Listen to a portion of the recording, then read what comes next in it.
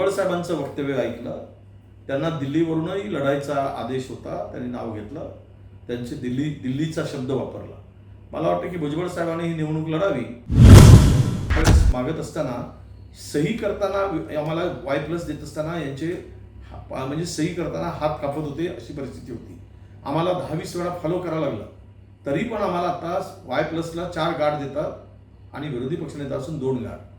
आणि दुसरीकडे मात्र कुठल्याही पदावर काम न करणाऱ्या एका उपमुख्यमंत्र्याचा मुलगा म्हणून त्यांना जर Y+ देत असाल तर कुठले तुम्ही निकष लावले त्यांच्यासाठी, कुठले निकष आहेत?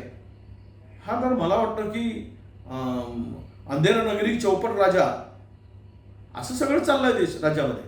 तुम्ही आता त्यांना पुढे पोलिसांचा एक घेराबंदीच ठेवा त्यांच्यासाठी.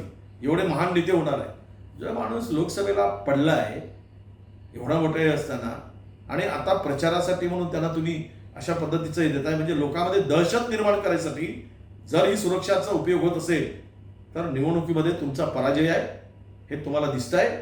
या सिक्युरिटीचा वापर करून त्या निवडणुकीमध्ये कुठेही बारामतीच्या आणि त्या परिसरातल्या निवडणुकीमध्ये जर त्याचा उपयोग होत असेल तर राज्य सरकारला याचं उत्तरही द्यावं लागेल, एवढं मात्र नक्की.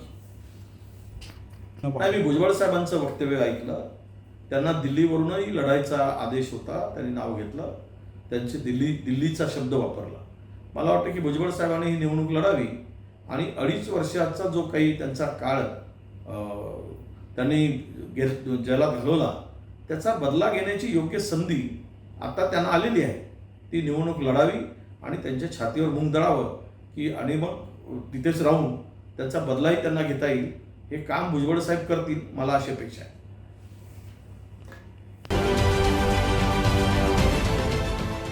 देश विदेशातील प्रत्येक घडामोडींचे लाईव्ह अपडेट मिळवण्यासाठी आता साम टीव्हीच्या सर्व सोशल मीडिया प्लॅटफॉर्मला लाईक, फॉलो आणि सबस्क्राईब करा.